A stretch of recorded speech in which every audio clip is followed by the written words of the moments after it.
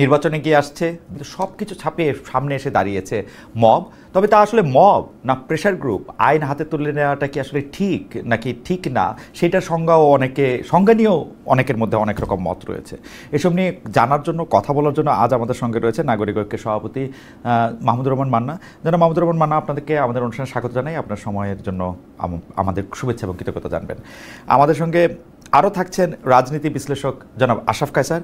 আশরাফ ভাই, আপনাকেও আমাদের শুভেচ্ছা, কৃতজ্ঞতা, আপনি আমাদের সময় দিয়েছেন সেজন্য আমাদের ধন্যবাদ জানবেন। মান্না ভাই, আমি আপনার কাছে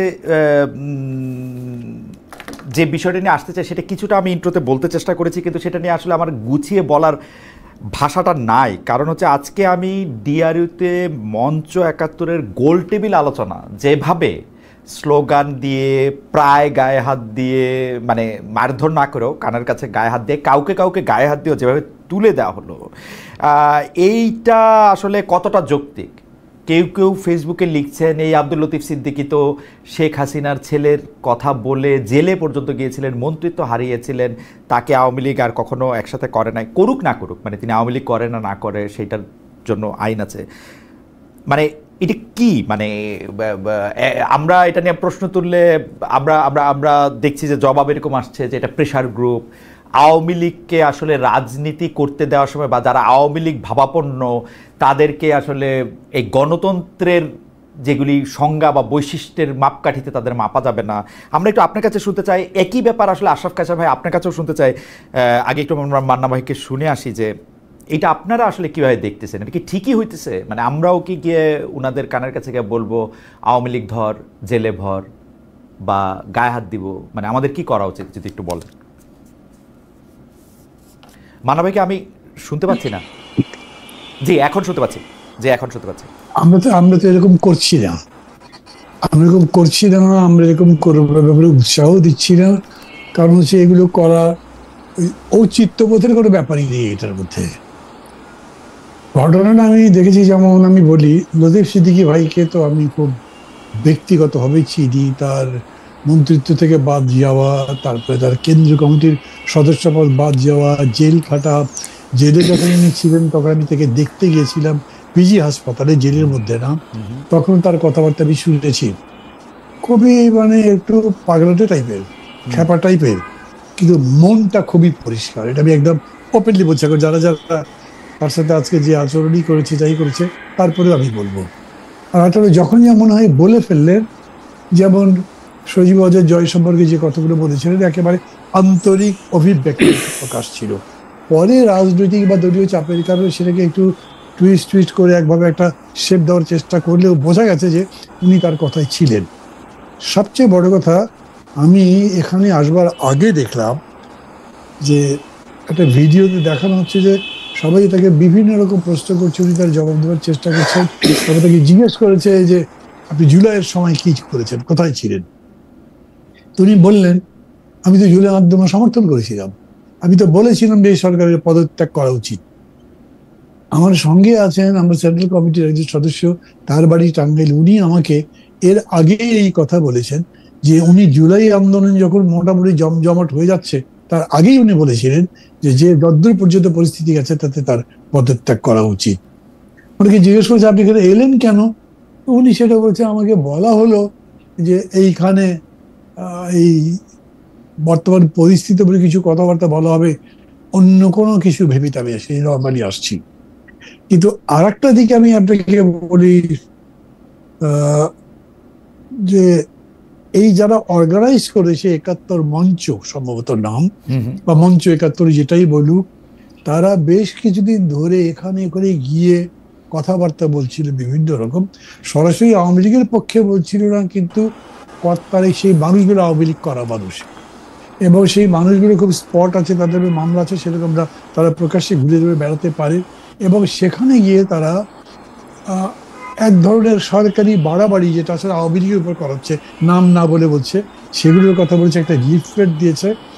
ধারণাটা প্রায় প্রতিষ্ঠিত হয়ে গেছিল যে এরা আসলে আওয়ামী লীগেরই আর একটা ফ্রন্টের মতো ওপেন করেছে, যেটা দিয়ে বিভিন্ন রকম সেমিনার, সিম্পোজিয়াম করবে, কথাবার্তা বলবে, এক ধরনের ক্যাম্পেইন বিল্ড আপ করবে। আমি ধারণা করি যে সেই রকম চিন্তা থেকে এই রিয়াকশনটা হয়েছে।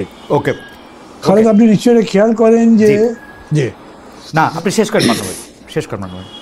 আমি একটু মাঝখানে বলতে চাইছিলাম যে আমরা মান্না ভাইকে একটু আস্তে শুনতে পাচ্ছি। আমি একটু যদি আবির ভাইয়ের অনুরোধ করি যে আবির ভাই একটু সাউন্ডটা বাড়ানো যায় কিনা, আমাদের দর্শকরা একটু কম শুনতে পাচ্ছেন মান্না ভাইকে। জি মান্না ভাই, আপনি বলেন। না, এটা হয়তো টেকনিক্যালি আমার কণ্ঠের দুর্বলতা হতে পারে, যেরকম করে আশরাফ কায়সার বলতে পারবে কণ্ঠ যত বড় শোনা যাবে, আমারটা হয়তো অত বড় শোনা যাবে না। আমার মনে সেকেন্ড পয়েন্টটা ছিল এইরকম যে এই যে, আচ্ছা পয়েন্ট আমি পরে বলি। আমি একটু প্রশ্নটা করি, আমাদের দর্শকরা আপনাকে অনেকে শুনছেন, কেউ আপনাকে বলছেন যে আপনার কণ্ঠটা একটু কম শোনা যাচ্ছে, আবার কেউ একটু এইটা বলছেন যে আপনার কণ্ঠটা কি বিএনপি রোধ করে দিল নাকি কেউ, সেইটা একটা কথার কথা, আমি সেইটা ধরতেছি না। একজন বলতেছিল যে উনার নাম মমিন, উনার কথাটা আমার কাছে একটু প্রণিধানযোগ্য মনে হচ্ছে, উনার নাম মমিন। উনি বলছেন মব শুরু করেছিল আওয়ামী লীগ। আমি কিন্তু এই কথা মানি যে মব আওয়ামী লীগ শুরু করেছিল, কিন্তু এই সরকার বা যারা মব করে তারা কি আওয়ামী লীগের অনুসারী? ওই সময়ও কিন্তু আমরা দেখতেছিলাম যে সবগুলি দোষ, মান্না ভাই আপনি আমার সাথে অনুষ্ঠানে ছিলেন, যে কিছুইলেই ওরা বলতো যে এরা জামাত বিএনপি এই জিনিসটা করে। তো জামাত বিএনপি কি সরকার চালায়? ওই সময় সরকারের মন্ত্রীদের আমরা এই প্রশ্ন করতাম। আওয়ামী লীগ মব শুরু করছিল বলে কি এইগুলি আমাদেরও করতে হবে? ওরা ডিসগাইজ করে, ওরা যদি দল খুলে, ওদের যদি সামনে আসার সাহস না থাকে, এইটাই তো নৈতিক পরাজয়। এর চেয়ে মানে এইটা এখন আমাদের উদযাপন করতে হইলে কি এইটা আমাদের ওয়ে, বা এটা আমরা ক্যান করতেছি আসলে? মান্না ভাই যদি একটু বলতেন।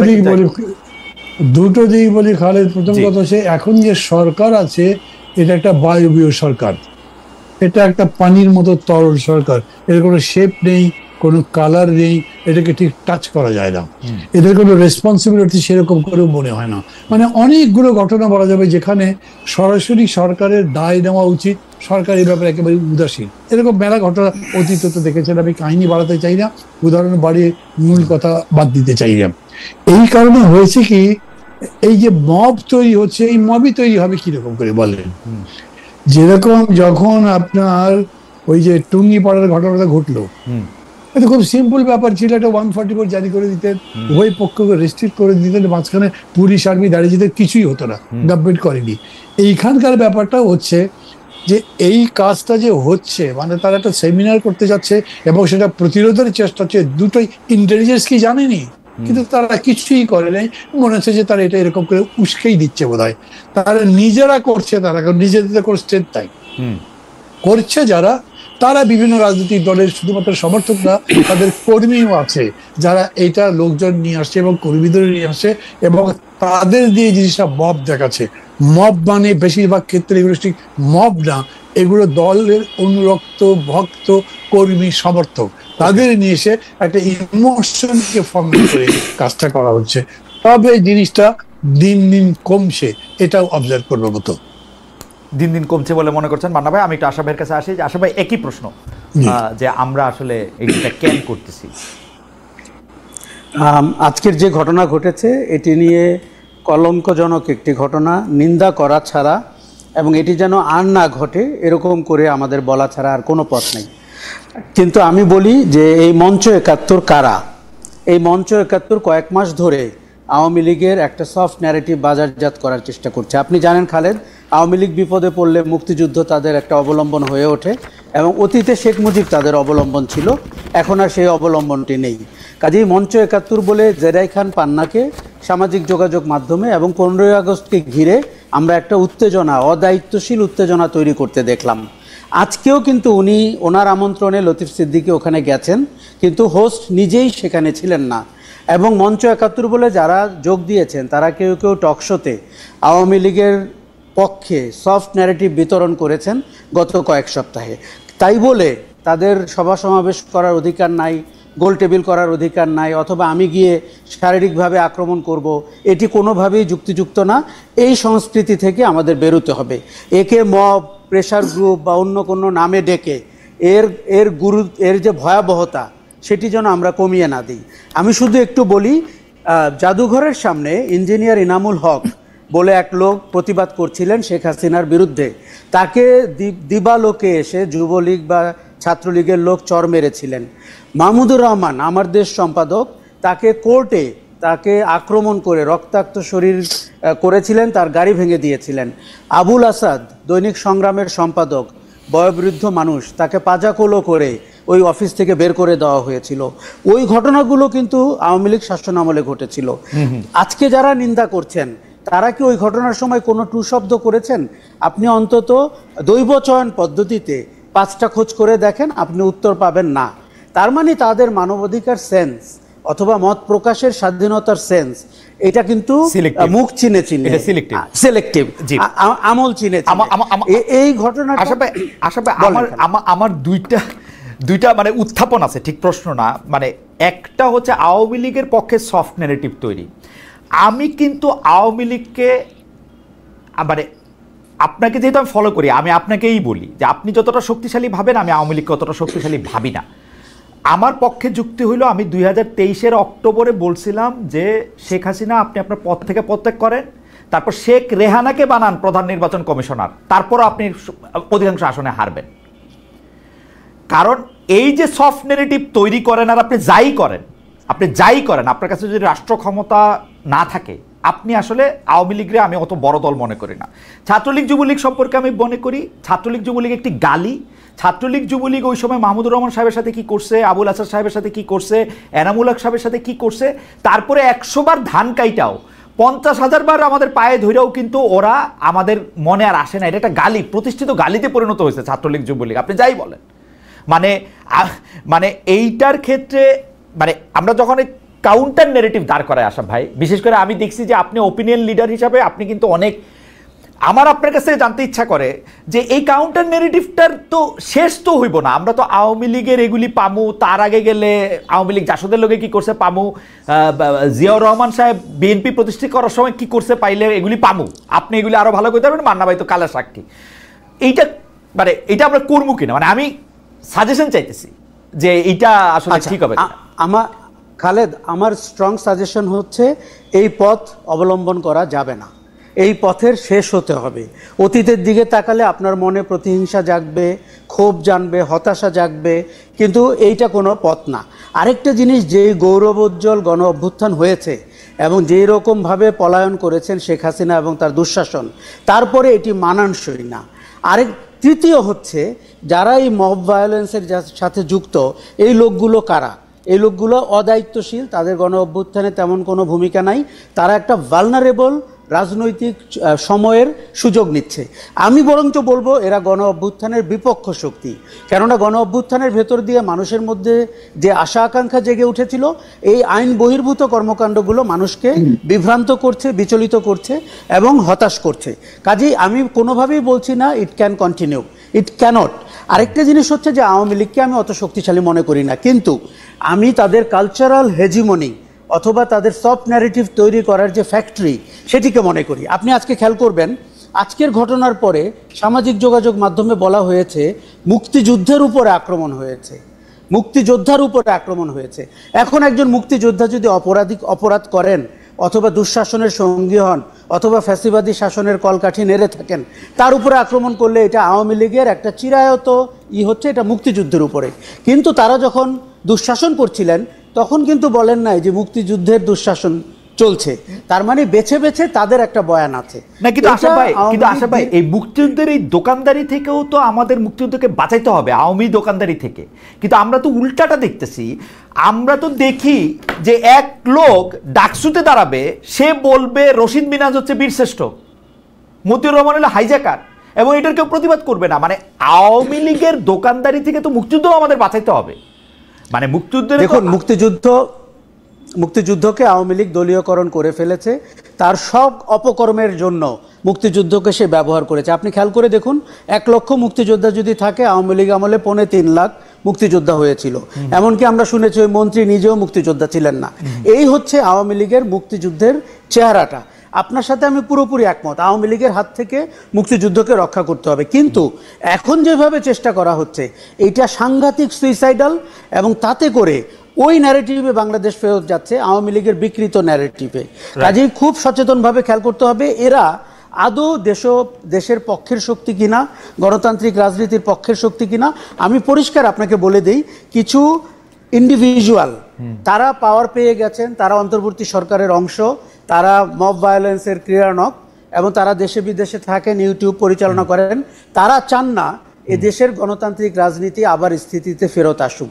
তারা চান এই অচলাবস্থা চলতে থাকুক, তাহলে তাদের গুরুত্ব তৈরি হবে। তারা কিন্তু অ্যানার্কিস্ট, কাজেই তারা কারো বন্ধু না, এই কথাটা পরিষ্কার বলতে চাই। আশা ভাই, আপনার কাছ থেকে এইটার আমি আবার একটু মানে এটা আপনি আর একটু ইলাবোরেট করবেন কিনা। আমরা আপনার কাছে যেহেতু আপনি মত মরল, মানে অ্যানার্কিস্ট আমরা বলতেছি বটে, কিন্তু এখন একটা রাষ্ট্রের যোগাযোগের ছাত্র হিসাবে আমি মনে করি যে রাষ্ট্রের চাহিদা যদি থাকে যে আমি 15 বছর 25 বছর 1500 বছর শোষিত হয়েছে, আমি এখন অ্যানার্কিজমের মধ্যে দিয়ে যাইতে চাই, সব কিছু ভাইঙ্গা চড়ে ফেলতে চাই, আমি গিলেটনের মাধ্যমে যাদের মানে পোশাক আশাক তাদেরকে আমি কতল করতে চাই, এইটা যদি হয় আমার মানসিকতা, কারণ আমি বঞ্চিত, এইটারও তো আমি আসলে খুব বেশি কেমনে এটাকে মানা করব, ওইটা জায়গা থেকে আমি আপনার কাছে আসতেছি।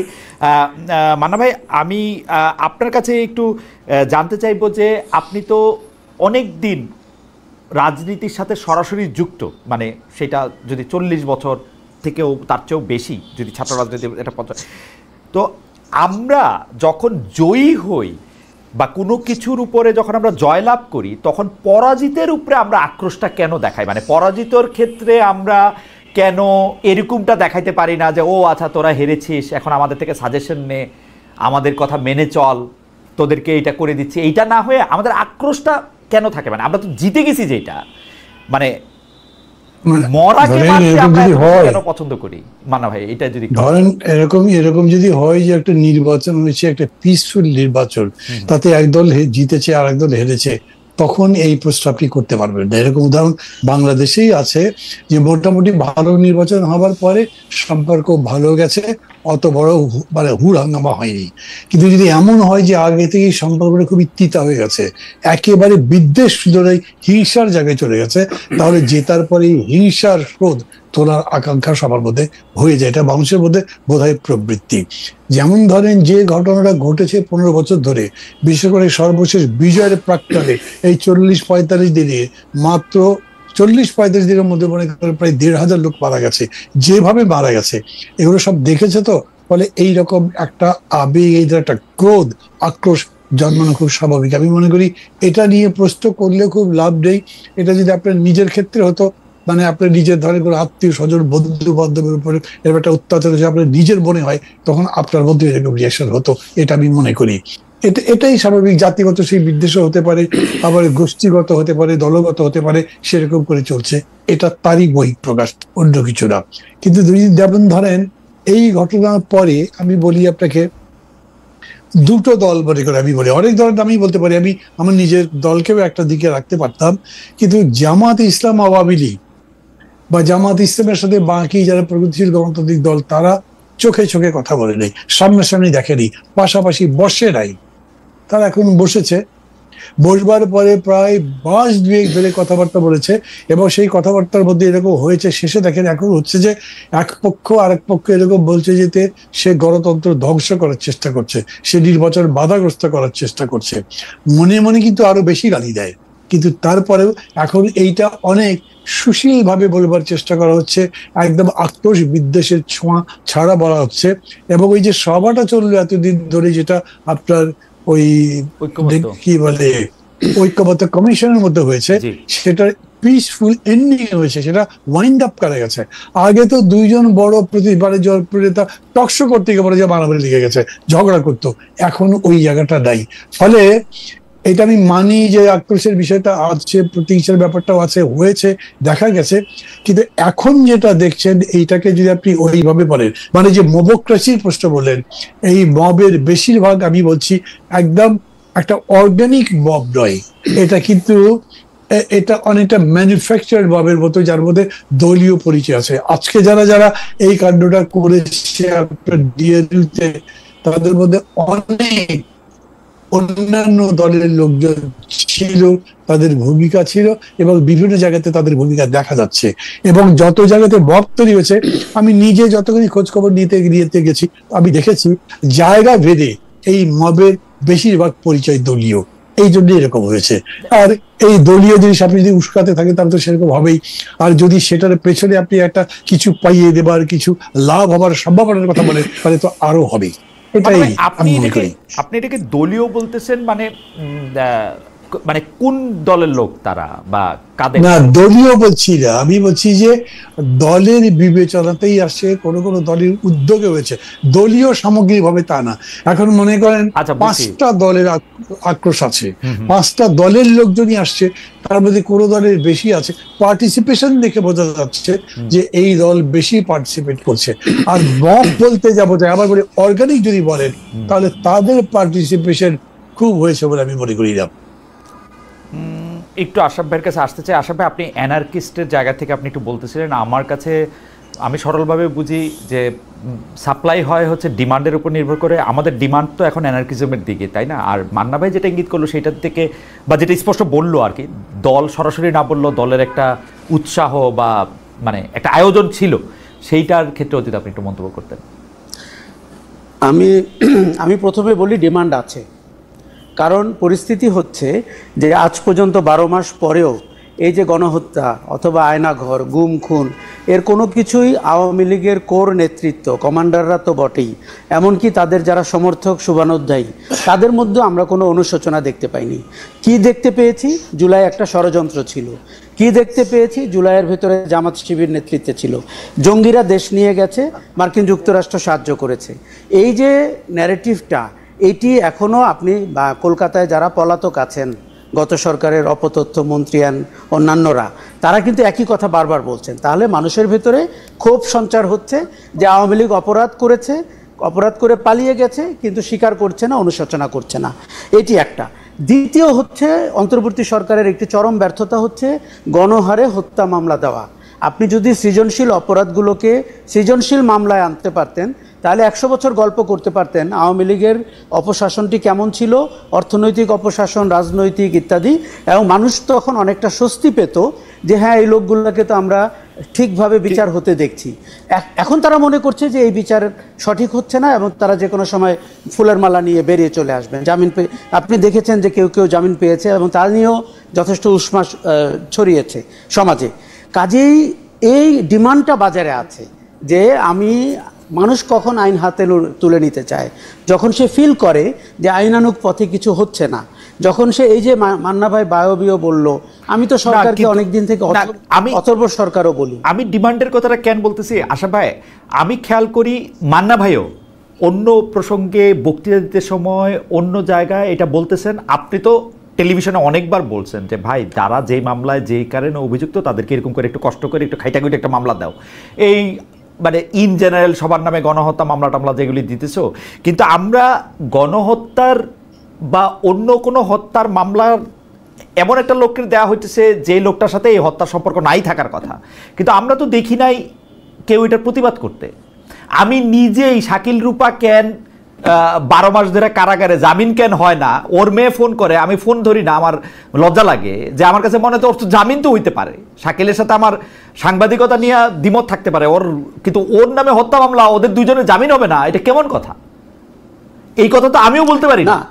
এই কথা আমি বলতে সময় 7 বার চিন্তা করি। আমার বলবে যে তুমি আইসো হচ্ছে জুলাই মাসে কই ছিলা, জুলাই মাসে কই ছিল খুঁজেও দেখে না। খালেদ, আমি আপনাকে একটা ব্যক্তিগত অভিজ্ঞতা বলি। এই যারা জেলে আছেন তাদের একজনের জামিন নিয়ে আমি একটা পোস্ট দিয়েছিলাম, ব্যক্তির নাম শাহরিয়ার কবির। এখন যেহেতু উনি আমার মেন্টর ছিলেন, একসময় সাংবাদিকতা শিখিয়েছেন, আমি বলেছি যে ভদ্রলোকের অপরাধ অনুসন্ধান, তদন্ত, বিচার সবই চলুক, কিন্তু তার পারিবারিক ব্যাখ্যা বিশ্লেষণ করে আমি বলেছিলাম তাকে কি জামিন দেওয়া যায় কিনা, এমনকি বয়স বিবেচনায়। আপনি অবাক হয়ে লক্ষ্য করবেন কোনো কমেন্ট আমার মতকে শ্রদ্ধা করেনি, আমাকে নতুন দালাল, সহানুভূতিশীল ইত্যাদি ইত্যাদি শুনতে হয়েছে। শাকিল রূপার ক্ষেত্রেও তাই। আমি মনে করি তাদের জামিনের অধিকার রয়েছে, এবং কিন্তু পাশাপাশি আমি যেটি বলতে চাই, তারা যে অপরাধ করেছেন বা অভিযোগগুলো যা রয়েছে সেই মামলাগুলো যেন সাজানো হয়, তাহলে আমরা জানতে পারবো যে ক্রিমিনালাইজেশন অফ মিডিয়া। অ্যাবসলিউটলি। আমরা আজকে খায়রুল হক সাহেবের নামে হত্যা মামলা না হইয়া যদি আমরা উনার রায় টেম্পারিং এর মামলা, উনি উনার ব্রাদার জাজদেরকে বলছেন কিনা যে তুমি রায়টা এইভাবে করে লেখো, এইটার যদি আমরা গবেষণা করে বাইর করতে পারতাম, এইটা আমাদের জন্য একটা মাইলস্টোন হইতো। কারণ আমরা কি করলাম, এইটা যুগান্তকারী হতো। ধরেন উনি, আচ্ছা আপনি ভাবুন তো, একজন লোক মারা গেছে এবং 432 জন মিলে তাকে মেরেছে। এইটা আপনি কোনো আদালতে, আপনি আপনার নিজের যথেষ্ট ব্যাকগ্রাউন্ড আছে, এই মামলা টিকবে? হতাশা আরো একটি মামলা টিকবে। শোনেন, একটি মামলা টিকবে না। খায়রুল হক কোনো ব্যক্তিকে হত্যা করেনি, খায়রুল হক গণতান্ত্রিক প্রক্রিয়াকে হত্যা করেছে।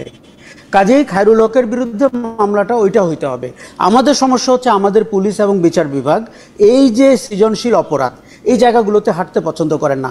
আপনাকে আরও তিতা সত্য বলি, এই মামলাগুলো দিয়ে পুলিশ যে নতুন বাণিজ্য করছে, হাসিনার আমলে এক রকমের বাণিজ্য করেছে তারা, এখন আবার অন্তর্বর্তী আমলে, বিপ্লব পরবর্তী আমলে তারা আরেক রকমের মামলা করছে এবং বিচারালয়গুলোতে, বিশেষ করে নিম্ন আদালতে একই ঘটনা ঘটছে। এবং বিএনপি সেই বাণিজ্যের মানে খুব ভালো পার্টনার হয়েছে। সবগুলি ঢাকার বাইরে নাকি সবগুলি মামলা বিএনপির লোকেরা দিতেছে এগুলি বৈশা বৈশা, এবং পয়সাও নিচ্ছে স্বাভাবিকভাবেই। আবার সরকার যখন বলে যে জনগণ মামলা দিবে, আমরা কি করব, এটি অত্যন্ত অদায়িত্বশীল। বিশেষ করে আইন উপদেষ্টা যদি এই কথা বলেন, আমাদের শুনতে খুব খটকা লাগে। দেখুন, বিএনপি, জামাত, এনসিপি যেহেতু একটি পার্টি মাঠ থেকে পালিয়ে গেছে, তারা আসলে কেউ প্রস্তুতি ছিল না এই পরিবর্তনের জন্য। শোনেন, জনসভায় কথা বলা সহজ, হাসিনা তুই বিদায় হও, কিন্তু বিদায় হয়ে যাওয়ার আগে আমি তো দোষ দিই হাসিনাকে। 15 দিন সময় দেওয়া উচিত ছিল যে আমি পালিয়ে যাওয়ার সিদ্ধান্ত নিচ্ছি, আপনারা কি করবেন দেখেন, কি ধরনের আলোচনা, ঐক্যমত্য সরকার, তাহলে অন্তত দেশটা কিছুটা স্বস্তি পেত। দেশ স্বস্তি, আমি ক্ষমতায় থাকবো না আর দেশ স্বস্তিতে থাকবো, এটা আমার চাওয়া হবে এই পৃথিবীতে। আমি জোকিংলি বলছি, আমি মানে মানে এটা তো মান্না ভাই আরো ভালো বলতে পারবে। বিশ্ববিদ্যালয়ের একজন বিএনপি পন্থী শিক্ষক রিট করছিল হরতাল করা যাবে না বাংলাদেশে, রিট, সেইটা উনি গিয়া ওইটারে 500 করে আসলো। এরপর আবার বিএনপি বিরোধী দলে চলে গেল, উনি আর রিট আর ওই আদালতেও যায় না, ওই মামলা কিন্তু আছে এখনো পেন্ডিং। মান্না ভাই একটু আমাদের কাছে, মান্না ভাইয়ের কাছে একটু জানতে চাই যে, মান্না ভাই এই যে অ্যানার্কিস্ট বলা, তারপরে হচ্ছে যে আমরা আসলে অ্যানার্কিটাই চাইতেছি কিনা, এইটাই আমাদের চাওয়া কিনা। আপনি কিছুটা বলছেন যে যে মানুষের তো আসলে সামনাসামনি কিছু ক্ষোভ, কিছু ক্রোধ তো থাইকাই যায়, কিন্তু আমরা এর থেকে মানে ওভারকামটা কেমনে করবো? দেখেন, আমরা যখন এই কথা বলতেছি তখন একজন মেসেজ পাঠাতেছে, খালেদ মহিউদ্দিন, আপনি আওয়ামী লীগকে গণহত্যাকারী দল বলেন, তাদের ক্ষমা চাওয়া উচিত মনে করেন, তাদের সাথে কথা বলতে চান না, ভালো কথা, কিন্তু আপনার কাছে 30 লক্ষ মানুষ হত্যাকারী দল কই ক্ষমা চেয়েছে জানাবেন। মানে এটা শেষটা মানে আমরা আসলে রাজনীতিটা বা মানে এই অংশগ্রহণটা আমরা 5 বছর পরে কই দেখতে চাই? আর ট্রুথ অ্যান্ড রিকনসিলিয়েশনের একটা কথা উঠতেছিল যে তাদের মধ্যে কোনো অনুশোচনা আছে কিনা, তারা এটা একবারও বলছে কিনা, এটা বলার কোনো সুযোগ আমরা দিছি কিনা, সেইটার ব্যাপারটা একটু মানা হয় আমাদের। মানে এটা কোনো ফরম্যাটে তারা বলতে পারতো কিনা, যেখানে তাদের নেত্রী নাকি, আমি জানি না এটা এআই কিনা, তাদের নেত্রী শেখ হাসিনা বলেন যে তিনি এখনো বাংলাদেশের প্রধানমন্ত্রী। মানে এটা খুবই ইন্টারেস্টিং, কিন্তু উনি বলতে পারেন, ওনার স্বভাবে এরকম আছে, আমি এটা বিশ্বাস করি। আর একজন বিশ্বাস নাও করতে পারি, সত্য কথা। আগে আমাকে বলেন, আমাকে কি শোনা যাচ্ছে ঠিক মতো? এখন একটু ভালো শোনা যাচ্ছে, জি মানা ভাই, বেটার। আচ্ছা, তাইলে আমি আপনাকে বলি, প্রথম কথা কি জানেন, আমাদের যে বিগিনিং, না মানে বিগিনিং বলছি, যে এই অভ্যুত্থানের বিজয়ের মুহূর্ত থেকে যদি শুরু করেন, একটা বিরাট মানে আকাঙ্ক্ষা মানুষের মধ্যে তৈরি হয়েছিল, নিউ বাংলাদেশ। এই নিউ বাংলাদেশ মানে পুরো কোনো অন্যায় অত্যাচার ইয়ে থাকবে না, সবকিছু ভালো হয়ে যাবে। কিন্তু সেই সময় একটা বড় ধরনের ডিফারেন্সের কথা আমি আপনাকে বলি, সমগ্র জাতি ঐক্যবদ্ধ হয়েছে বলছি না, কিন্তু এখন দেখেন নাই, ইসলাম বলে যে আমরা বলেছিলাম একটা জাতীয় সরকার হওয়া উচিত, কিন্তু বিএনপি রাজি হয়নি। বিএনপির পক্ষ থেকে মির্জা ফখরুল কিংবা কেউ কিন্তু এটা প্রতিবাদ করেনি যে না, তারা জাতীয় সরকার চাননি, বলেননি। তার মানে একটা গভর্নমেন্ট রিপ্লেস করলেন, আর একটা গভর্নমেন্ট কেমন আসবে সেই ব্যাপারে আপনাদের ঐক্যবদ্ধ ছিল না। আমি কথাটা কেন বললাম, আর একটা গভর্নমেন্টের ক্যারেক্টার, একটা গভর্নমেন্টের স্ট্রাকচার আপনি ডিফাইন করতে পারেন নাই, কিন্তু আশাকাঙ্ক্ষাটা তুঙ্গে তুলে দিয়েছেন। আপনিও যে প্রশ্ন করছেন, আমিও যে জবাব দেওয়ার চেষ্টা করছি, সেই জবাবটা হচ্ছে এরকম, আমাদের প্রত্যাশা বা আকাঙ্ক্ষার সাথে আমাদের প্রাপ্তি একেবারে মিলছে না। অতএব প্রশ্ন করছি, এটা ওটা উল্টা পাল্টা সিধা সব রকম প্রশ্ন করছি। আপনি যে জিজ্ঞেস করলেন না, এই যে এনার্কি মানে কি? যার মধ্যে কোনো থিওরি নাই, কেবলমাত্র ভাঙচুর। নৈরাজ্য জিনিসটাই এরকম যে যার মধ্যে কোনো ইথিক্সটাই কোনো ডাইরেকশন নাই। কিন্তু বাংলাদেশে একটা আপনার সংস্কার প্রক্রিয়া চালু আছে, সমস্ত মানুষ মনে করছে আমরা সবকিছু বদলে ফেলবো, নতুন কিছু জিনিস নিয়ে আসবো এবং সেটা সবার জন্য সুখকর হবে, যেটা আমরা এনজয় করতে পারবো। রিয়েলিটি হচ্ছে এইরকম কোনো কিছু হয়নি। অতএব আপনি নিশ্চয়ই জানেন যে বুড়িটা ছেলেরা আপনি আগে মাঝখানে এই কথা একটু বলেন না। আপনি বলতেছেন জনগণের মধ্যে আকাঙ্ক্ষা তৈরি হয়েছিল। আমি যদি এটা চ্যালেঞ্জ করি, জনগণের মধ্যে এই আকাঙ্ক্ষা তৈরি হয় নাই। আমি যদি বলি জনগণের মধ্যে আকাঙ্ক্ষা তৈরি হয়েছিল আওয়ামী লীগকে শাস্তি দেওয়ার জন্য, তারপরে কি হবে কি না এটা জনগণ জানতোই না। এটা আপনি জানতেন, কিন্তু আপনি খুব জনগণ জানতো না। কারণ আমি ওইরকম করে যদি বলেন তাহলে আকাঙ্ক্ষার কোনো লক্ষণ দেখি না। ওই রকম করে যদি বলেন তাহলে আমি বলবো আমিও জানতাম না। এই আকাঙ্ক্ষাটা হয় খুবই ব্রডলি, এত পার্টিকুলারলি আপনি বুঝতে পারবেন না। পায়েস সুইচটা আপনি মনে করছেন যে এই জুলুমটা গেছে, এই জালিমটা গেছে, তাহলে এখন শান্তি হবে। এটা হলো কমন আইডিয়া।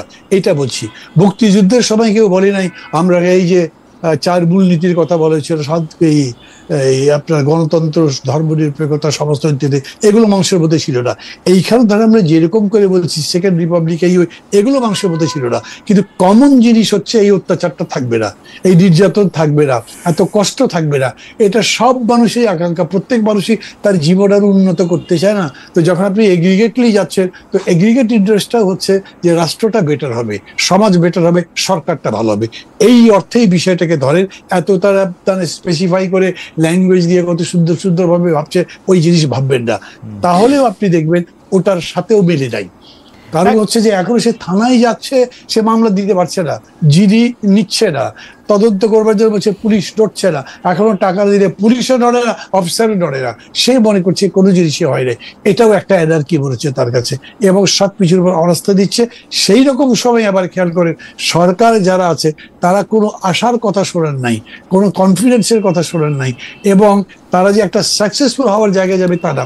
যখন ডক্টর ইউনূস বলেন যতদূর আমরা ঐক্যবদ্ধ হই ততদূর করবো, যতদূর পারি না ততদূর ছেড়ে দেবো, তার মানে আপনি তো সারেন্ডার করলেন, ফাইট করে নিয়ে আসবেন তা বলছেন না, আর্গুমেন্ট করে নিয়ে আসবেন তা বলছেন না, আপনি এরকম করে বলছেন না যে আমি রুল করব ওভার এনার্কি, তা বলছেন না। মানে এনার্কিটা কিরকম হচ্ছে, যার যেরকম ইচ্ছা বেরিয়ে বেরিয়ে বসিল করছে, যেরকম ইচ্ছা সেরকম দাবি তুলছে, ওটার মধ্যে কিন্তু লজিক আছে। আপনি যখন বলছেন যে আমি এটা বৈষম্যহীন সমাজ করব, তখন বেতনের ক্ষেত্রে যত বৈষম্য আছে, যতগুলো স্কেল আছে, প্রত্যেক জায়গাতে আছে, তারা প্রত্যেকেই তো ধর্মঘট করতে পারে, আন্দোলন করতে পারে, তা দেখে আপনি নৈরাজ্য ভাবতে পারেন, কিন্তু এটা হয়তো নৈরাজ্য নয়। এটাই আমি বলতে চাইছি যে সামগ্রিকভাবে মানুষ এই নৈরাজ্যের জায়গায় চলে গেছে, আমি তা মনে করি না। কিন্তু ধরেন আমি যে কয়েকদিন আগে 2-3 দিন ধরে এলাকায় ছিলাম, বিশ্বাস করবেন আমি এটা ইউনিয়নের মধ্যে ঘুরেছি, যে মানুষের সাথে যোগাযোগ করবো, হেঁটেছি। যেহেতু আমরা মনে করছি জামাত ভাবছে জামাত তো পাওয়ারে আছে, এই জন্য তার নির্বাচনে যাওয়ার দরকার নেই, নির্বাচনে গেলে তো সে অপোজিশন হয়ে যাবে। কাজেই কি করে জামাত সচিবালয়ে ঢুকলো, কি করে বিশ্ববিদ্যালয়ের ভিসি হলো, কি করে ডিসি হলো, কি করে এসপি হলো, এটি আপনি বের করেন। কিন্তু আশা ভাই আপনি আমার চেয়ে ভালো জানেন, কিন্তু আমি আপনাকে বলি এই থিওরিতে তো বিএনপির একই অবস্থা। এই যে ডিসি এসপিরা নিজেদেরকে ছাত্রদল যুবদল করে আসা লোক অলরেডি পরিচয় দিতে শুরু করছে। সচিবগো মধ্যে যেগুলি কি সেক্রেটারি আছে তারা বিএনপির সাথে ঘনিষ্ঠ, এটা প্রমাণ করার চেষ্টা করছে। বিএনপি মাঠ পর্যায়ে অলমোস্ট দখল নিয়ে নিছে। আপনি ইউনিয়ন পরিষদে ফোন করলে দেখবেন টিএনও সাহেবের সামনে 2টা বিএনপির গুন্ডা না, মানে বিএনপির ভদ্রলোক বসে আছে। তো এই বিএনপির ভদ্রলোকদের জন্য তো টিএনও সাহেবরা সত্যি, আমি বিসিএস একাডেমিতেও সাথে আমার একটা যোগাযোগ আছে এতদিন পরেও, তো ওরা আমাকে কিন্তু বলে যে বিএনপির ভদ্রলোকদের জন্য, ভদ্রমহিলাদের জন্য, এবং এনসিপির এবং জামায়াতের, কিন্তু তারা পরিমাণে কম। তো বিএনপির তো মজা, বিএনপির তো মজা না। আপনাকে আমি বলি, এই সংস্কৃতিটা হচ্ছে তার পুরনো ছবি, তার পুরনো সার্টিফিকেট, তার কোনো একটা আত্মীয়, এগুলো ঘষা মাজা করে আপনার ঈদের আগে যেরকম বাস নামানো হয় না রংচং করে, সেরকম করে রাজনীতির পরিচয় কিন্তু মানুষ বের করছে। কোথায় তার সাথে বিএনপির কোনো একটা জেলা পর্যায়ে বা উপজেলা পর্যায়ের লোকের পরিচয় আছে। একই ঘটনা জামাতের। এই যে দলটি যে তাকে স্বকীয় বলতো, সৎ লোকের শাসন, কিন্তু তার কোনো ছিটেফোঁটা আমরা এখন দেখতে পাচ্ছি না। তার মানে আপনি কি বুঝতে পারছেন যে হাসিনা খারাপ ছিল, আওয়ামী লীগ খারাপ ছিল, কিন্তু নির্বাচনের ভেতর দিয়ে যারা সরকারে আসবে তাদের সংস্কৃতি কি? এই জায়গাটিতে কিন্তু মানুষ আরও বেশি আগামীতে আশাহত হবে। এবং আমার মনে হয়েছে যে এই সংস্কৃতির পরিবর্তন না করলে আপনি বাংলাদেশে দেখেন, আপনি বারবার বলছেন যে আমরা পুরনো অপকীর্তি ভুলে যাই, দুঃশাসন ভুলে যাই, প্রতিহিংসা পরায়ণ না হই। সামনে তাকানোর জন্য তো আপনার একটা সুন্দর চিত্র লাগবে, সেই চিত্রটিকেও আমরা ক্রাফট করতে পারিনি। আচ্ছা, আমি একটু মান্না ভাইয়ের কাছে আসি, কারণ এটা একটা নতুন প্রসঙ্গ, এটাতে আমরা একটু আশরাফ ভাইয়ের কাছে আসবো। কিন্তু আমি কিন্তু মানে যারা এই জুলাইতে মারা গেছেন, যারা এখন আহত আছেন, যাদের এক পা নাই, এক চোখ নাই, এক মুখ নাই, বাচ্চা নাই, অনেক রকম ট্রমার মধ্যে যারা গেছেন, বা যাদের কেউ মারা যায় নাই, শুধু জানালাদের দেখছেন কি হইতেছে, তাদের সাথে আমার একটা কথা হয়, তারা কিন্তু 15-20 দিন, 25 দিন, 30 দিন পর্যন্ত স্বাভাবিকভাবে খাওয়া দাওয়াও করতে পারেন নাই। মানে যারা টিভিতে দেখছেন তারাও কিন্তু এটার মধ্যে, আমি মনে করি বিচার হওয়া উচিত। কিন্তু আমরা এই বিচারটা প্রতিষ্ঠা করাই জুলাই স্পিরিট আমার কাছে, বিচারটা প্রতিষ্ঠা করা, এই গণমামলা না দেওয়া, মব না করা। আমি মান্না ভাইয়ের কাছে যেটা জানতে চাই যে, মান্না ভাই, আপনি জানেন যে তত্ত্বাবধায়ক সরকার বাতিল করে দেওয়া যে রায়, সেটা রিভিউ করার জন্য আবেদনের শুনানি হয়েছে। সেখানে আমাদের চিফ জাস্টিস বিচারপতি সৈয়দ রেফাত আহমেদ আবেদনকারী যে পক্ষ আছে সেটা আইনজীবীর কাছে প্রশ্ন করছেন যে ত্রয়োদশ সংশোধনী যদি আমি পুনরুজ্জীবিত করা হলে তা কখন থেকে ইনভোক বা বাস্তবায়ন হবে।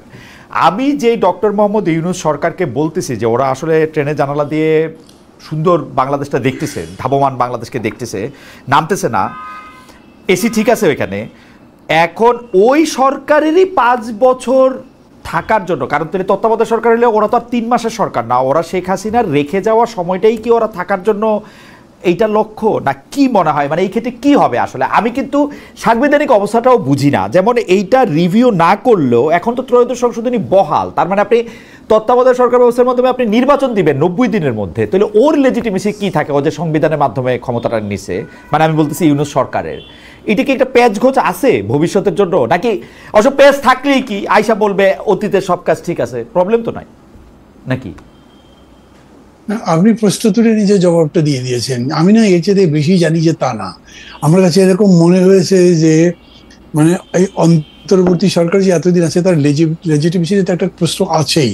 আপনি এখন তত্ত্বাবধায়ক সরকার মানলেন, সেটা কবে থেকে কার্যকর হবে সেই রায়ের উপরে তো এই গভর্নমেন্টের ভ্যালিডিটি, লেজিটিমেসি সবই ডিপেন্ড করে। অতএব তারা এই জায়গাতে ওয়ারিড আছে, তারা ওই কারণেই অ্যাপিলটা করেছে যাতে ইমিডিয়েটলি এটা কার্যকর করা না হয়। তারা নির্বাচন দিয়ে দেবে, তারপরে হবে। তার মানে এই ইলেকশনের পর থেকে যাতে তত্ত্বাবধায়ক সরকার ব্যবস্থা চালু হয়, এটাই বর্তমান সরকার চায়। আপনি ক্ষমতায় থাকলে, এই উপদেষ্টা পরিষদের মধ্যে থাকলে আপনিও সম্ভবত তাই চাইতেন। তার তো কোনো বিকল্প নাই, তার কাছে কোনো বিকল্প নেই, আমার কাছে কোনো সমস্যা নাই। এখন যদি অন্তর্বর্তী সরকার কি বলে তত্ত্বাবধায়ক সরকারই আসে 3 মাস পরে নির্বাচনে, আমার ক্ষতি কি আছে? এই সরকারের বদলে নতুন আরেকটা সরকার, সেই সরকার তত্ত্বাবধায়ক হবে যেহেতু, অতএব সেই সরকার কোনো পক্ষে যাবে না, সেটা ভালো নির্বাচন করে আশা করতে পারি, তার কাছে আমি থাকতে পারি। কিন্তু এইটা এই সরকারের জন্য তার বাঁচাবার প্রশ্নে, তার লেজিটিমেসির প্রশ্নে যে বড় প্রশ্নটা তৈরি করছে, সংকট তৈরি করছে, তার কারণে তার পজিশন এরকমই হবে। আমি যতদূর বুঝি ততদূর বললাম। কিন্তু মান্না ভাই, আমি ঠিক আছে, এইটা আশরাফের কাছে যাওয়ার আগে আপনি কি এক লাইন এটা বলবেন যে আমাদের উপদেষ্টারা ডক্টর ইউনূস সহ তারা সবাই বলেন যে তাদের যেহেতু আর কোনো নির্বাচন করার শখ নাই, বেশি দিন থাকার শখ নাই, তারা সবাই তো স্ব ক্ষেত্রে অনেক ভালোই ছিলেন, তারা এখানে আসতেছেন দেশের জন্য একটা সার্ভিস করার জন্য, সেই সবই ঠিক আছে, কিন্তু যেহেতু তাদের কোনো কিছু কাউরে দেখানোর নাই, সেই জন্যই কি তারা একটু এরকম নির্লিপ্ত, মানে যেটা ভালো মনে করেন সেটা করলেন? মনে করেন আজকে যদি মনে করেন যে মানে প্রায়োরিটিটা ওইভাবেই ঠিক করলেন, আজকে যদি মনে করেন যে প্রায়োরিটি হচ্ছে গ্রামীণ ইউনিভার্সিটি দেওয়া, ওইটা দিলেন। আজকে যদি মনে করেন যে প্রায়োরিটি হচ্ছে যে একটা বিদেশে লোক পাঠানোর একটা কেন্দ্র করা, ওইটা করলেন। ব্যাপারটা কি এরকম? এইটা তো ঠিক, ধরেন যে যারা এখানে আছেন তারা, আমি মনে করি তারা প্রাথমিকভাবে এক ধরনের ড্রিম নিয়ে আসছিলেন। আমি যেটা ডক্টর ইউনূসের কথা, যেটা এই নাহিদ হাসান বাইরে এসে বললেন যে উনি পদত্যাগ করেছেন বা করবেন, সিদ্ধান্ত নিয়েছেন, তারপর উনি আবার আমাদের সবাইকে ডাকলেন না, তখন তার সাথে আমি কথা বলেছিলাম। তখনই বলছেন যে না না, আমি তো সিদ্ধান্ত নিয়েছি যে আমি থাকছি, আমি যাচ্ছি না। Why did you do that? এটা আপনি ভাবলেন কিভাবে? সেটা ব্যাখ্যা গিয়েছে। তখন তিনি বলছিলেন যেটা করব বলে এসেছিলাম সেটা তো করতে পারছি না। সেটা কি করতে চেয়েছিলেন? সংস্কার ইত্যাদি ইত্যাদি। তো সংস্কার আপনি করে যদি না যেতে পারেন, তাহলে পরে যারা আছে তারা করতে পারবে। উনি তখন জবাব দিলেন না। তার মানে আপনি ধরে নেন এরা, উনি সহ তারা যে ড্রিম নিয়ে, যে আশা নিয়ে আসছিলেন, সেটা বাস্তবায়ন করতে পারছেন না। কেন? তার ব্যাখ্যা বহুভাবে দেওয়া যায়, কিন্তু বাস্তবটা হচ্ছে যে অবজেক্টিভ রিয়েলিটিটা প্রিভেইল করে সেটার উপরে তারা যেতে পারছেন না, সেটাকে কন্ট্রোলে আনতে পারছেন না। তার মানেই হচ্ছে যে, আমি প্রথমে একটা কথা বলি তাহলে খালেদ, আমাদের এই অভ্যুত্থান সম্পর্কে ধারণাটা বেশ ভুল যাচ্ছে। পুরো নেশন আমরা, আমার কাছে মনে হয় যে আমরা একদম ক্রাইসিসের সময় রোল করে প্লে করতে পারিনি। যেরকম করে সবাই মিলে ডক্টর ইউনূসকে ডাকলো, এখন আপনি প্রশ্ন করছেন বুদ্ধিটা কে দিল তাকে, কেন তিনি সেটা করতে গেলেন? ডক্টর ইউনূস রেভলিউশনের লোক নাকি? উনি ইনসারেকশনের বা একজন ইনসারেকশনেরও মানুষ নন। তাতে উনি ক্ষমতায় এসে এটাই করবেন যাতে উনি লিগালি কনস্টিটিউশনালি স্ট্যাবলিশড হতে পারেন, উনি তাই করেছেন। এটা যদি হতো, ধরে যদি অভ্যুত্থান, মানে অন্য জায়গার অভ্যুত্থানটা দেখেন, অভ্যুত্থান হয়, তারপরে যারা অভ্যুত্থান করে তার নেতৃত্বে থাকে দে সিজ পাওয়ার, টেক ওভার পাওয়ার। ওইটা না করে আপনি যদি মনে করেন তাহলে কি করা উচিত ছিল, বুদ্ধিটা কি হতো, সেই আলোচনার মধ্যে গেলেই আপনি কনস্টিটিউশনের মধ্যেই যাবেন। আমি মনে করি এটা ঠিক কথা বলছেন মান্না ভাই, আমি মনে করি যে 100% ঠিক। জি মান্না ভাই বলেন।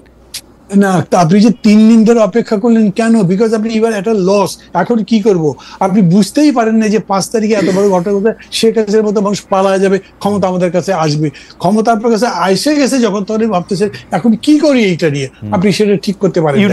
ক্যান্টনমেন্টে যাওয়া, ইউনূসকে মানে একটা খুঁজে বের করো কে, তো তখন as a celebrity the best person was professor Yunus. Professor Yunus কিছুদিন আগে ওই যে আপনার কি বলে নাগরিক শক্তি করতে গিয়ে SMS দিয়ে পার্টি করতেছিল, পলিটিক্যালি হি ওয়াজ সো র। এটা কি আমরা আগে জানি নাকি? ওই ঘটনা থেকে তো জানি, কিন্তু সেটা আমাদের মাথার মধ্যে নাই, কারণ আমাদের মাথার মধ্যে তো কোনো বিকল্পই নাই। যখন কোনো বিকল্প নাই, খেয়াল করবেন, তখন ক্যান্টনমেন্টই আপনার আশ্রয়ের জায়গা ছিল, because that was the source of power, that is still the source of power. অর্থাৎ তারা যখন ডেকেছে, all the political parties, the leaders, একদম মানে সবাই তার পিছনে দৌড়েছে। আমি তো দৌড়িতে দৌড়িতে গিয়ে পাই নাই বলে ঢুকতে পারি নাই, আমি ক্যান্টনমেন্টে যেতে পারি নাই, পরে বঙ্গভবনে গেছি। না আরে রাস্তায় মানুষ এত খালি, সব জড়ায় ধরে হাত বিলায়, মানে হুলস্থুল একটা অভ্যুত্থানে একজন মানুষ পেয়ে গেছে। এই করে আমি গুলশান থেকে জাহাঙ্গীর গেটে 3 ঘন্টায় যাইতে পারি নাই, অতএব আমার যাওয়া সম্ভব হয় নাই। আমি বলছি তখন উনি ডেকেছেন, ডাকবার পরে উনি যখন ডেকেছে সবাই বলছে এটাই ঠিক। আচ্ছা, মির্জা ফখরুল ইসলাম আলমগীর ডাকলে সবাই কি যেত? নট শিওর, উনি নিজেও শিওর ছিলেন না। ফখরুল ইসলাম আলমগীর বাদ দিয়ে অন্য কোন পার্টির নেতা ডাকলে বাকিরা সব যেত? No way. আমি ওইটাই লিখে দিতে পারি। তো বিএনপি ডাকলেও যে যেত। আজকে যে সম্পর্কটা ডেভেলপ করেছে দেখছেন, এই সম্পর্কের কথা ভেবে সেই দিন এই পার্টি যারা আজকে বিএনপি বিরোধিতা করছে তারা যেত মনে করে। So that was the only resort, ওইটার করে বিকল্প ছিল না। তারা ডেকেছে, ডাকবার পরেও তারা কত ভদ্র করে কাজ করেছে। বলতে বলেন আমরা কিন্তু ক্ষমতা নিয়ে নিচ্ছি, তারা বলছে আপনারা বলেন কি করতে হবে। আর আমরা তখন বলেছি বরঞ্চ আর্মি ঠিক করুক। এইটা আমি ইন পার্সন বলছি। ধরেন যখন ইন্টারেস্টিং গণভবনে গেলাম, যখন গণভবনে গেলাম তখন ওই প্রেসিডেন্ট সাহেব এসে আমার সাথে, আচ্ছা আমি আওয়ামী লীগ করেছি না, উনি আমার সাথে কোলাগুলি করেছে, দেখি যে কাঁপতেছে ভিতরে ভিতরে। কোলাগুলি করলে যাওয়ার সাথে কি কাঁপতেছে, বাইরেই তো কাঁপার কথা, সরকার হয় বাইরেই তো কাঁপার কথা। হ্যাঁ, তা তো কাঁপছে, কাঁপছে। তো তখন আপনার আসলো হঠাৎ করে ফখরুল ভাই এসে জিজ্ঞেস করলো যে বান্না এখন কি করা যায় বলেন তো, সরকারটা কিভাবে হবে? আমি ভাই দানা দাঁড়ায় কি ঠিক করবো এখন, এটা ঠিক আছে, আমরা সময় নেই, এখন তো কিছু বলতে হবে। তখন ওনারা বলে দেন, আমি বলেছি না আমি এটার সাথে নাই, মানে আমি তখন নিজেও জানি না কি হবে। আমি তো নিজেই 4 তারিখে বুঝে নিয়েছি আগামীকালকে সরকার চলে যেতে পারে, বুঝি রে ভাই অনেস্টলি। বাকি কেউ হয়তো স্বীকার করবে না, হয়তো বলবে আরে আমি আগেই টের পেয়েছিলাম, আমি ওইদিকে যাচ্ছি না। আমাদের পক্ষতেই তখন বলা হয়েছিল ঠিক আছে আপনারা এটা বলেন কিরকম করে করা হবে। আমরা প্রেসিডেন্টকে উপদেশ মানে পরামর্শ দিলাম যে আপনি জাতির উদ্দেশ্যে একটা ভাষণ দেন, বলেন। এগুলো আমাদের বলা ছিল, নট দ্যাট যে বিচারকরা জাস্ট একটা মত দিলেন তার ভিত্তিতেই করা হলো। আমরা সবাই মিলেই মনে করেছি যে এটাই এখন একমাত্র ওয়ে, সেটাই হয়েছে।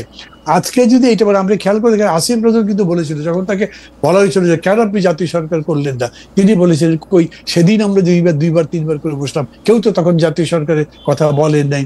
এখন ফরাদ মাজার ভাই বলছে গতকালকে আমার সাথে টকশো ছিল, শহীদ মিনারে গিয়ে আমাদের শপথ দরকার ছিল, কেউ তো সেই কথা বলে নাই। অতএব যেটা হয়েছে theory my friend is grey, evergreen is the tree of life, যেটা ঘটেছে বাস্তবত সেটাই হয়েছে, এর বাইরে ফ্যান্টাস্টিক। আমার মনে হয় যে এর চেয়ে ভালোভাবে আর এটা বলা যেত না। আশা ভাই, আপনি কি এখানে একটু মন্তব্য করবেন? আমার মনে হয় যে খুবই কয়টা গুরুত্বপূর্ণ। মানা ভাই, আপনাকে চলে যেতে হবে? আচ্ছা মানা ভাই, আপনি যদি হ্যাঁ মানা ভাই, আপনি যদি চলে যেতে হয়, আমরা আশা বাইরে একটু আসি, আপনি একটু ডাকসু নিয়ে একটু কথা বলে যাবেন, যে ডাকসুর ইলেকশন আসতেছে, জি এটা নিয়ে যদি একটু বলেন, এটা নিয়ে যদি একটু বলেন, দুইটা নিলেই তারপর আমরা যে এখন বলেন। এখন বলবো আপনি কয়টার সময় যাইতে হবে যদি আপনি বলেন? মানে 10টায় আমার পরের শো, তো 10টা বাজতে 2-3 মিনিট বাকি। আচ্ছা তাহলে আপনি 2 মিনিট বলেন। একই বিল্ডিং আছে সেটা বলছি। প্রথম কথা হচ্ছে, এইবারে যে ডাকসু দেখছি সেটা আমার কল্পনার মধ্যে ছিল না। ডাকসু হচ্ছে বাংলাদেশের, তখনকার পূর্ব বাংলার সমস্ত আন্দোলনের একটা প্রতীক। এইটা হলো তার মানে লাইট হাউস বলেন। কিন্তু এইবার এত বড় অভ্যুত্থানে, যে আমি বললাম না তো, রক্ত মানে একটা নদী সাঁতরে আমরা ডাকসু কিনে আসলাম। ভোট যখন হচ্ছে তখন এইখানে দেখছি যে না, রাজনীতির ভিত্তিতে করা চলবে না, দলের ভিত্তিতে করা চলবে না। অদ্ভুত। তাহলে জুলাই আকাঙ্ক্ষা কি হবে, কে বাস্তবায়ন করবে, কে দেশের সংস্কার করবে? আপনার এলএসি মানে স্কুল অফ ইকোনমিক্স যেমন সারা দুনিয়াকে অর্থনীতি শিখায় বা তার ওয়েলফেয়ার ইকোনমিক্স শিখায়, ঢাকা বিশ্ববিদ্যালয় সারা দেশকে তো জ্ঞানের বাতি দেবে, তাদেরকে আপনি রাজনীতি থেকে দূরে রাখছেন। সেই ভোট হচ্ছে, এটা রেজাল্ট কি দাঁড়াবে আমি নিজে এখনো বুঝতে পারছি না। কিন্তু আমি একটা জিনিস মনে করি, যারাই চেষ্টা করুক, ঢাকা ইউনিভার্সিটি যে অ্যাডমিনিস্ট্রেশন আছে, সেই অ্যাডমিনিস্ট্রেশন বলে দিয়েছে আর্মি আসবে। আপনি জানেন তো যে আর্মি আবার বলে দিয়েছে না, আমরা যাবো না, আমাদেরকে সরকার বলে নাই, আমরা ওখানে যাবোই না। মানে কি ধরনের বিধিকি রকম অবস্থা হয়ে গেছে। এই অ্যাডমিনিস্ট্রেশন চাইছিল যে ডিপলিটিসাইজেশনের যাতে ধারাটা অব্যাহত থাকে।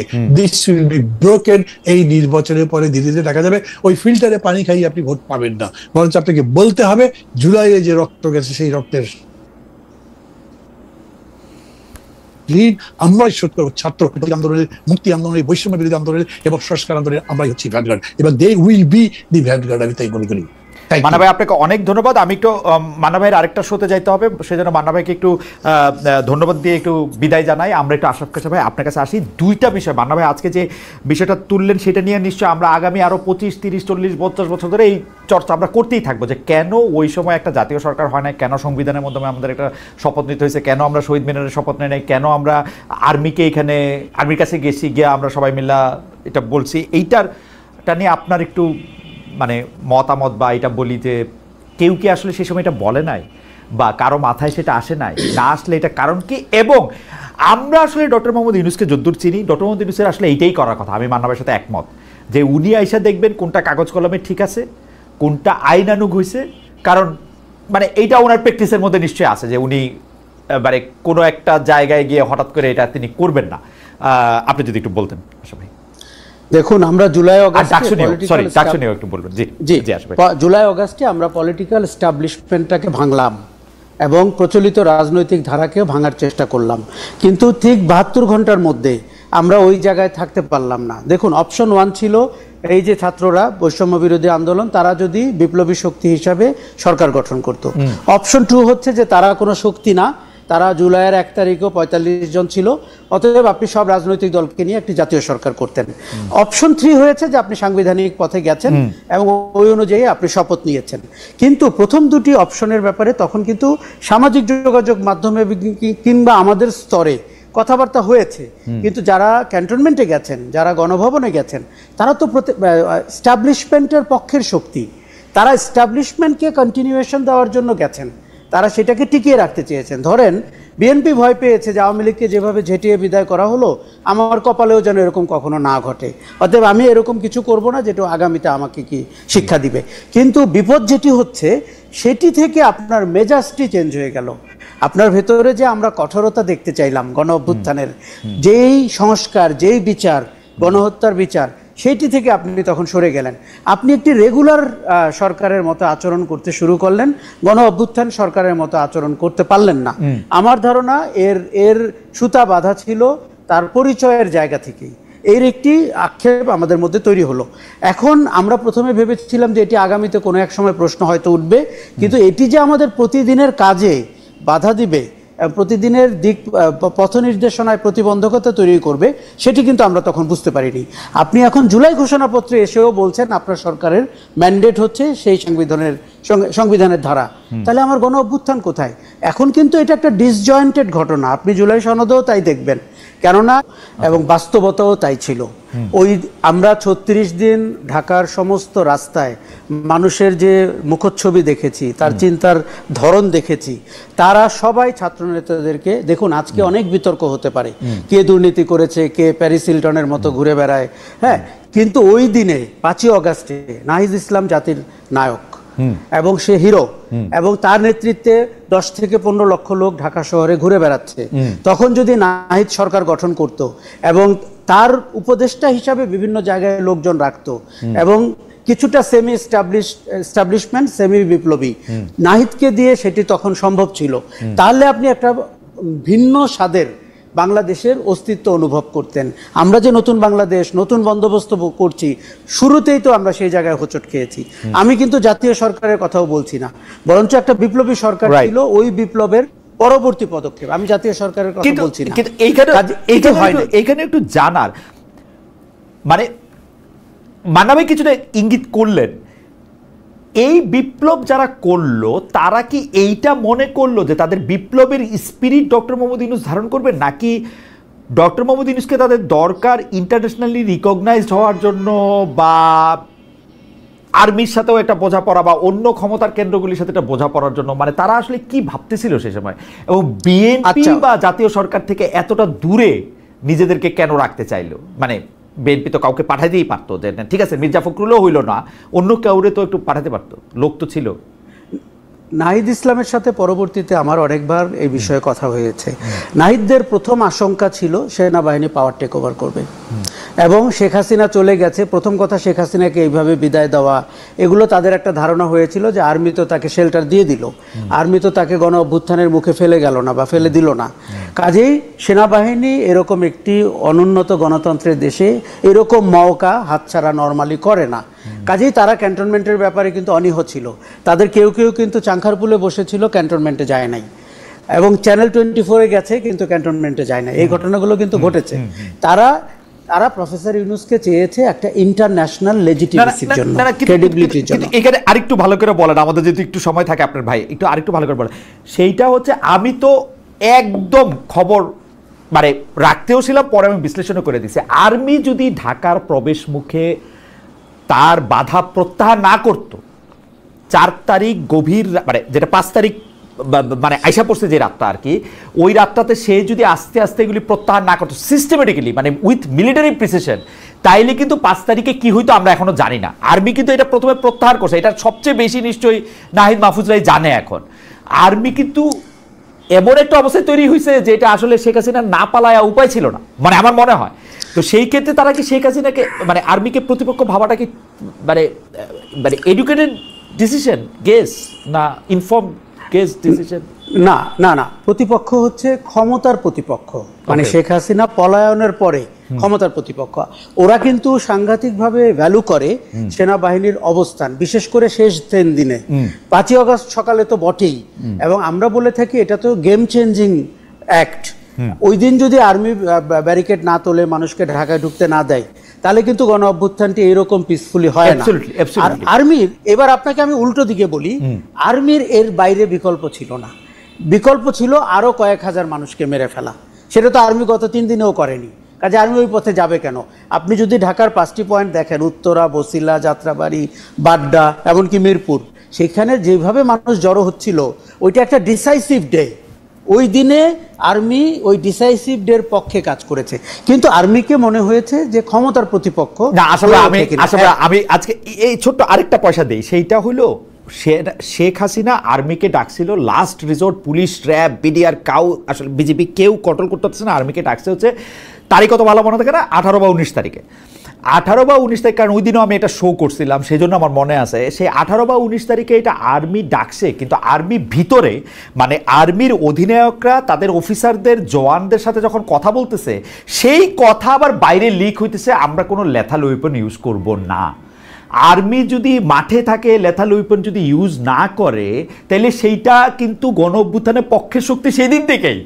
কারণ ওরা পুলিশের কাছে মাইর খায় আর্মির কাছে গিয়ে আশ্রয় নিছে। আমি অনেক মানে মানে মানে যেগুলি দেখা গেছে তার বাইরের কথাও আমি অনেক কইতেছি, যে তারা ওইখানে গিয়ে আশ্রয় নিছে এবং তাদেরকে আশ্রয় দেওয়া হয়েছে।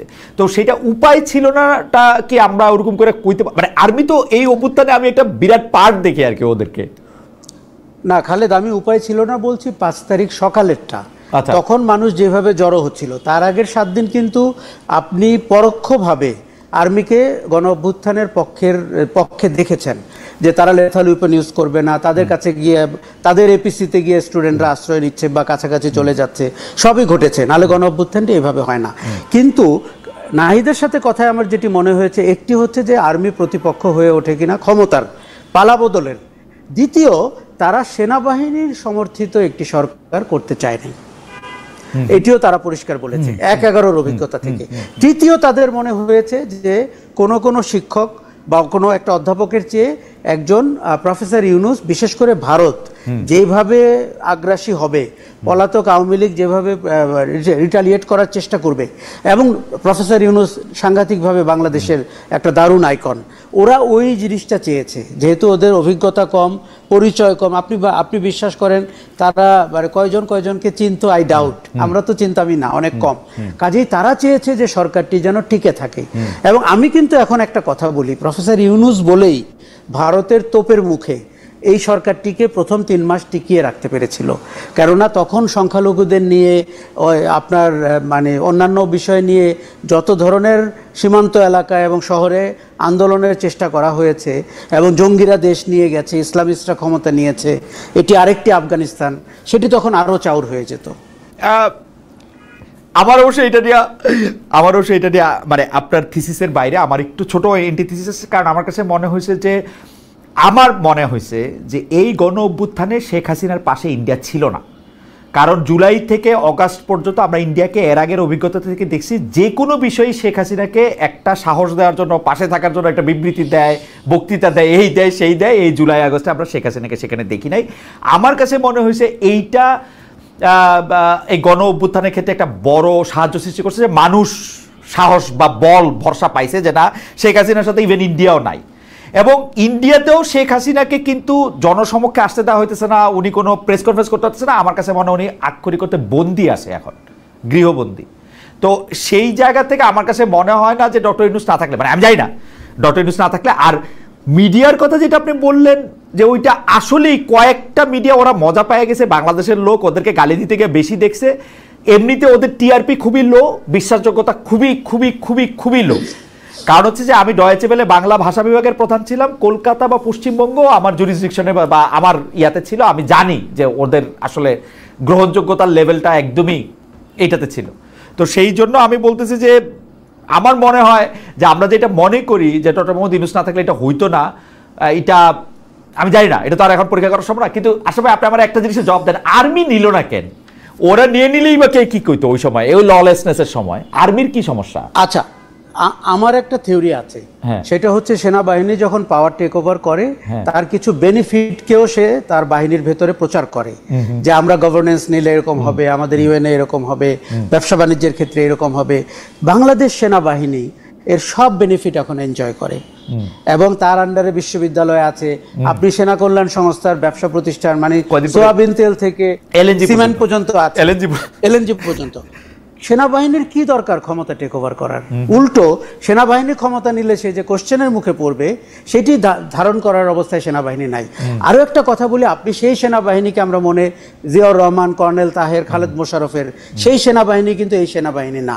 আমি প্রায় বলে থাকি এই সেনাবাহিনী কর্পোরেট সেনাবাহিনী, যারা এমবিএ করে, বিবিএ করে, যাদের ম্যানেজমেন্টের ট্রেনিং নিতে বেশি ভালো লাগে। কাজে এই সেনাবাহিনীর মধ্যে কিন্তু ক্ষমতা টেক ওভারের নেশা ওইভাবে আর অটুট নাই। আর দীর্ঘদিন এই যে গণতান্ত্রিক শাসনে অ্যাপয়েন্টেড হতে হতে তারা আমার ধারণা কিছুটা পেশাদারি জায়গায়ও ফেরত গেছে। তারা চেষ্টা করবে যে তাদের ভূমিকা অটুট থাকবে, এরকম একটি সরকার যেন থাকে, এইটি কিন্তু তারা নিশ্চিত করেছে। সরকারের ভেতরে তাদের অন্তর্ভুক্তি থাকুক আর না থাকুক, তাদের ব্লেসিং যেন না কমে। ওকে, কি আশা ভাই, আমি যেহেতু কথাটা উঠলো সেটার জন্য আমি এটা বলতে চাইছিলাম আর কি, যে মানে ওই সময় যদি সেনাবাহিনী ক্ষমতাটা টেক ওভার করতো, ছাত্ররা ছাড়া তো কেউ আর, বা ছাত্ররাও যে এটা বিরোধিতা করছে এটা তো আর আমরা জানতাম না। মানে ছাত্রদেরকে, মানে জুলাই আন্দোলনটাকে স্বীকার করে আমরা বাংলাদেশের শান্তি শৃঙ্খলা রক্ষা করার জন্য এখন আসলাম, কয়েক মাস পরে নির্বাচন দিয়ে দিব, এটা তো ওদের জন্য একটা ভালো ফর্মুলা ছিল মানে ওই সময়। এখন যেমন নিতে গেলে তারা অনেক প্রতিরোধের সম্মুখীন হবে, এনসিপি বলতেছে হাড্ডি আর ইট টিট নাকি খুলে নিয়ে চলে আসবে, ওই সময় তার ওই ঝামেলা ছিল না, ওরা তো কি বলে, ইন্টারেস্টিং।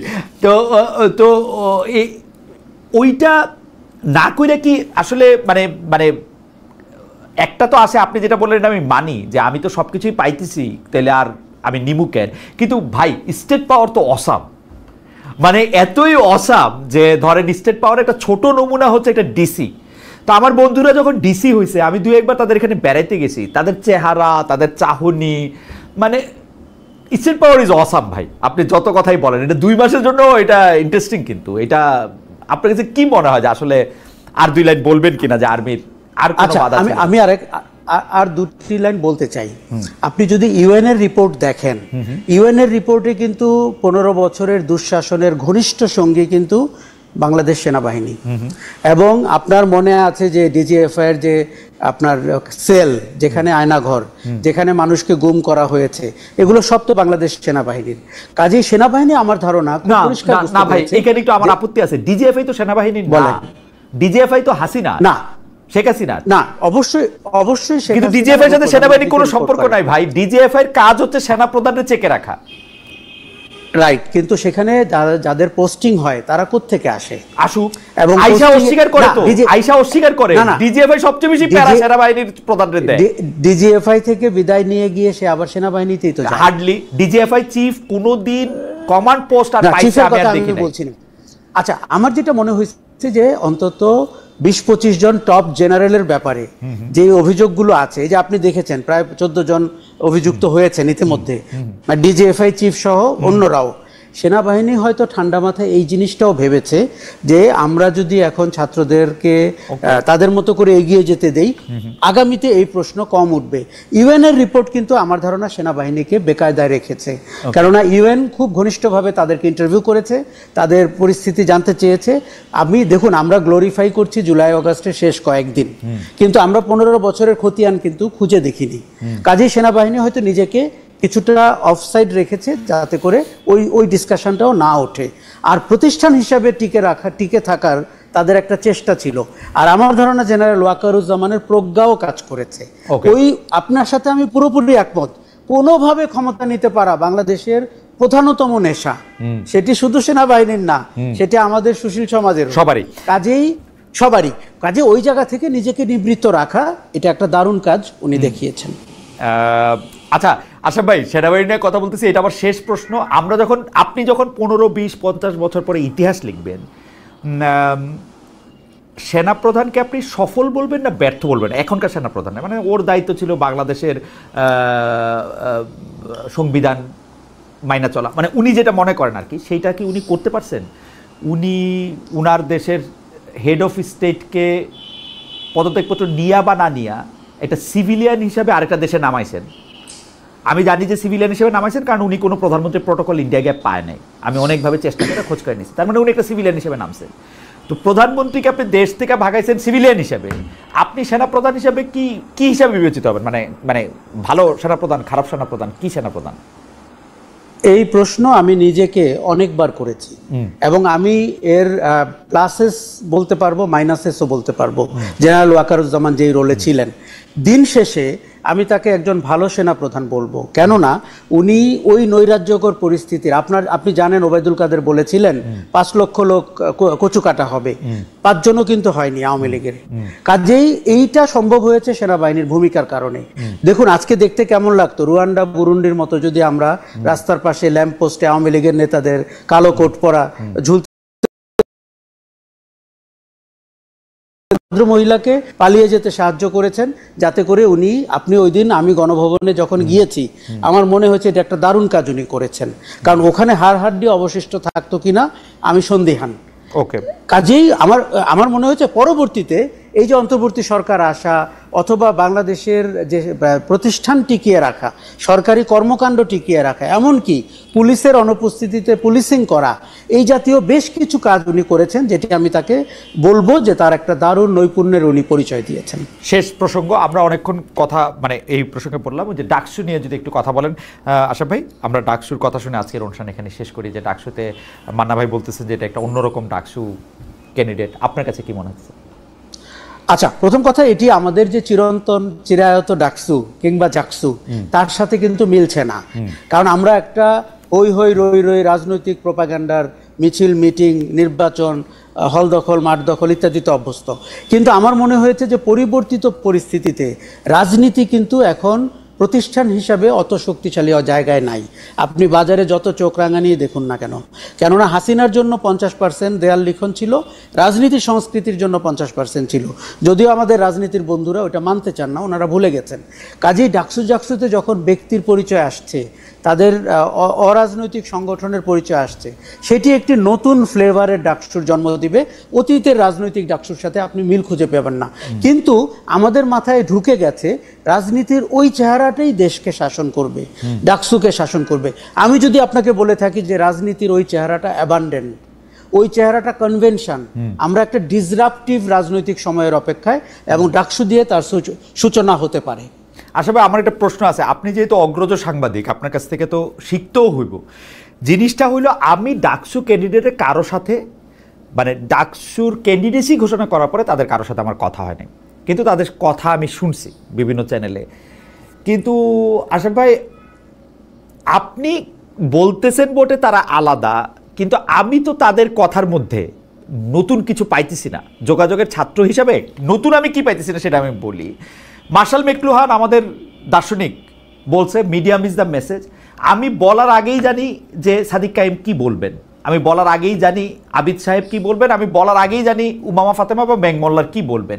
তাহলে আমি কেন উনার সঙ্গে আর বসমো? একটা ইউনিভার্সিটির একটা স্টুডেন্ট ইউনিয়ন, যেটার আসলে বৈধ মেয়াদ 1 বছর বা 2 বছর হওয়ার কথা, ওয়াই আমার এক সপ্তাহের একটা অনুষ্ঠানের জন্য তারা এত ইম্পর্টেন্ট হবে? মানে আপনি আমার যদি একটু আলো দেখাইতেন, তাহলে আমি পরের সপ্তাহে বসতে চেষ্টা করবো ওনাদের সাথে।